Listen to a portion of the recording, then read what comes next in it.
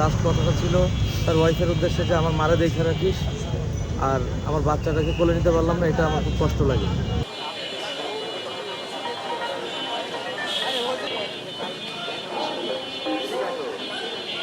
ভিতরে আসবেন না, একটা লোক ভিতরে আসবেন।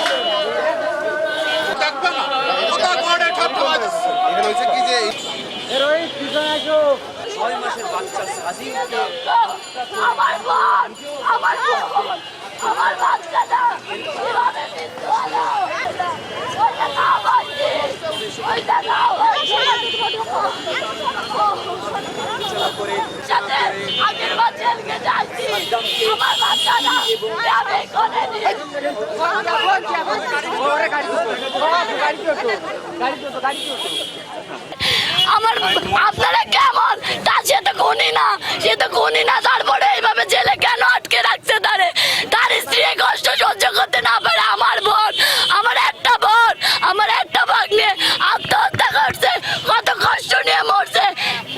রাজনীতির কি এই পরে নাম হলো? এত কষ্ট করছে, সে তো কোনো খুনি না, তার ছোটখাটো মামলা, তাহলে কেন ছাড়লো না? কেমন আছে তোমার কাকা?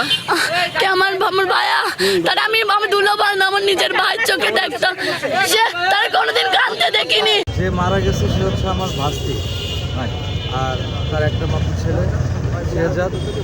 ওরা গতকালকে দুপুর 1:30টার সময় ফাঁকা বাসায় দুজনেই আত্মহত্যা করছে, এতটুকু আমরা জানি।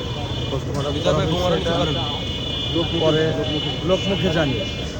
তো আজকে আপনার পোস্টমর্টম করা হয়েছে, এটা টিভিআই বা যাদের কাজ এটা তারা এটা করবে।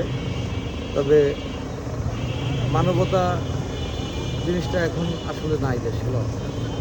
একটা দেশে রাজনীতি যে কেউ করতেই পারে, এই রাজনীতির কারণে অনেকগুলো পরিবার নষ্ট হয়ে যাচ্ছে।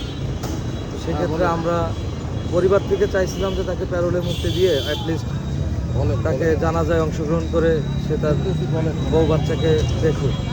এবং তার সবচেয়ে বড় আক্ষেপ ছিল সে গত 11 মাস আগে অ্যারেস্ট হয়েছিল, এবং যখন সে অ্যারেস্ট হয়েছিল তার 2 মাস পরে তার বাচ্চা হয়েছিল। আর সে খুবই ইচ্ছা প্রকাশ করতো যখনই দেখতে আসতো গেটে বা জেল গেটে। সে আগে বাগেরহাটে জেলে ছিল, এখন যশোরে নিয়ে আসছে। সে সবসময় চাইতো তার বাচ্চাটাকে যেন সে একটু কোলে নিতে পারে। সবসময় আক্ষেপ করে বলতো যে আমি আমার বাচ্চাটাকে কোলে নিব। এবং একটা চিঠিও লিখছিল লাস্ট, আপনারা হয়তো দেখছেন অনেকে ফেসবুকের কল্যাণে বা গণমাধ্যমের কল্যাণে দেখছেন যে একটা চিঠি ছিল, সেটাতে লাস্ট কথাটা ছিল তার ওয়াইফের উদ্দেশ্যে যে আমার মারে দেখে রাখিস, আর আমার বাচ্চাটাকে কোলে নিতে পারলাম না, এটা আমার খুব কষ্ট লাগে।